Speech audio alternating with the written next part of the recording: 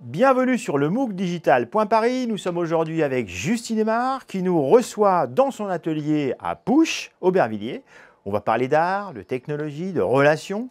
Première question à propos de ta formation, et puis on va arriver tout doucement, prendre son temps pour aller jusqu'au pavillon à Osaka. Mais au tout début, me semble-t-il, il y a une école d'art.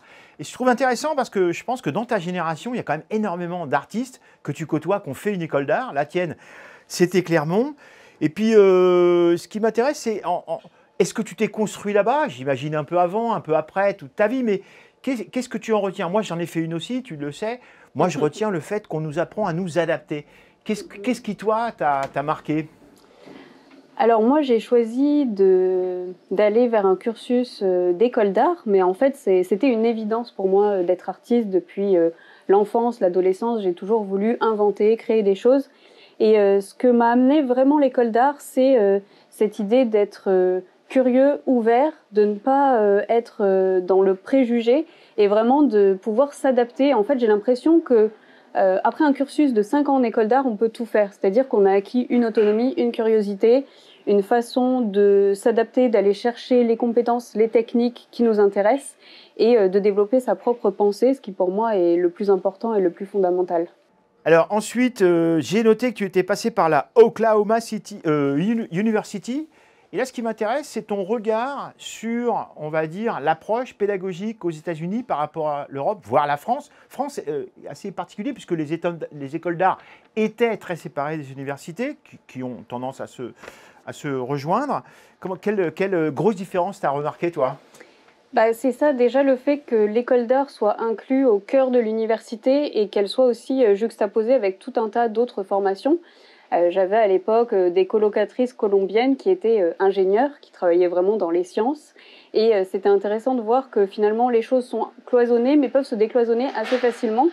Après, c'est vrai que les États-Unis, c'était une autre philosophie, une autre approche, notamment de l'image. Et ce qui m'a beaucoup plu, c'est d'avoir un cours, par exemple, sur les techniques anciennes de la photographie avant l'argentique. Donc, Ok. d'un coup, j'ai eu accès comme ça à des savoir-faire qui étaient presque oubliés en France, qui m'étaient complètement ouverts. Et puis, c'était le rapport à l'éducation, à l'image, qui se faisait d'une toute autre façon. Et puis j'avais envie de partir très très loin, le plus loin possible. Donc j'ai choisi sur la carte le point le plus éloigné. Et c'était ça qui était génial dans mon école d'art, c'est qu'on pouvait avoir cette liberté de partir, de créer d'autres choses ailleurs et puis de revenir par la suite. Donc ça a été un moment où j'ai encore plus acquis cette autonomie, cette force de travail et puis mine de rien aussi l'ouverture vers l'international puisque c'est là que j'ai commencé à exposer aussi aux États-Unis, à faire des choses et puis aussi pratiquer la langue, qui est pas facile lorsqu'on reste en France. Mais ça a été voilà une première ouverture qui m'a beaucoup influencée. Et d'ailleurs, je suis très heureuse puisqu'il y a 2 ans, ils m'ont réinvité 15 ans plus tard à faire une exposition solo dans la galerie de l'université. Sympa. Donc c'était vraiment Ah ouais. un beau retour et Ok. c'était vraiment touchant. Alors, je poursuis hein, ton cursus. Ce n'est pas forcément quelque chose que tu mets en avant aujourd'hui, mais je note que tu as fait un master en management de projets culturels. Alors là, ce que je trouve intéressant, c'est le fait, et tu le revendiques d'ailleurs, finalement, l'artiste indépendante, c'est une entreprise en soi, c'est une micro-entreprise. Donc finalement, cette formation, peut-être, elle t'a aussi aidé à structurer ton... Complètement. Aujourd'hui, être artiste, c'est être un micro-entrepreneur culturel. Il faut qu'on acquiert beaucoup de compétences. Il faut savoir parler de son travail, le diffuser, gérer une communication, manager des projets. D'autant plus lorsqu'on est sur des projets ambitieux qui impliquent des intervenants, des technologies. Et ce master en management de projets culturels m'a vraiment amené aussi une autre vision, la vision de la personne qui est derrière, qui est dans l'institution, qui va gérer le projet. Et c'était très complémentaire dans le sens où moi je voulais être artiste et j'ai mis en fait toutes ces compétences au service de ma création artistique et ça m'a vraiment donné aussi voilà cette autre vision plus de direction de projet, de management, de comment est-ce que voilà on s'adresse aussi à d'autres personnes et puis voilà sur des choses beaucoup plus techniques comme les budgets, les façons de s'organiser et c'était vraiment une formation importante je pense dans mon parcours. Et tu es la première à revendiquer le fait que l'artiste n'est pas dans sa tour d'ivoire, comme on le croyait au 19e, ce qui n'était d'ailleurs pas vrai. Oui. Et dans ces compétences, il y a aussi la capacité à faire des dossiers. Tu t'es fait aussi en faisant des dossiers, en sollicitant, pour aujourd'hui peut-être être davantage sollicité, mais je pense que tu continues encore à faire des dossiers. C'est un métier. Alors, les artistes de renom peuvent sous-traiter ça, hein, y compris pour des gros projets, mais c'est quelque chose que tu sais faire. Oui, et puis l'écriture, c'est quelque chose qui est hyper important. Moi, j'ai une formation, un bac littéraire. J'ai toujours aimé la littérature, l'écriture, et cette idée de la mettre au service de la création de ces projets, et ne serait-ce qu'en soi, pouvoir développer une pratique d'écriture autour de ces recherches, c'est vraiment fondamental. Donc oui, le dossier, la façon de présenter les choses, la façon de conceptualiser aussi les projets et de les incarner, de les développer, c'est quelque chose qui est important et qui constitue aussi voilà, le fond de travail de l'atelier. Alors la question la plus ridicule que j'aime bien poser aux artistes et que je vais te poser aussi, c'est d'où te viennent tes idées? C'est-à-dire que là, on est dans l'atelier. Moi, je me rappelle, quand j'étais aux Beaux-Arts, j'avais un prof qui m'avait dit j'ai pas envie, j'ai pas d'idée, je suis fatigué, je vais à l'atelier. Je ne sais pas si ça t'arrive aussi, si tu as cette espèce de discipline. Mais en même temps, la question, c'est aussi, moi je fais mon footing des fois, mais finalement, les idées, je les ai plutôt en courant qu'à l'atelier. Mais comment tu établis cette relation entre la gestation des idées et le temps où tu fais? C'est-à-dire comment ça interagit le penser et le faire? Alors l'atelier, c'est un endroit important, mais au-delà de l'atelier, ce qui est fondamental pour moi, c'est l'environnement. Dans quelle atmosphère on s'environne. Donc ça peut être à la fois des laboratoires scientifiques, des conférences technologiques, ça peut être aller voir des expositions, vivre des expériences, vivre des choses et tout simplement la vie. Mais c'est vrai que l'atelier, c'est son environnement, c'est-à-dire que on laisse les choses infuser, on peut créer voilà, des maquettes, essayer. J'ai une imprimante 3D et c'est vrai que moi je trouve ça assez fascinant, la manière dont on peut passer du numérique au tangible et comment est-ce que tout ça va venir créer des formes, des connexions.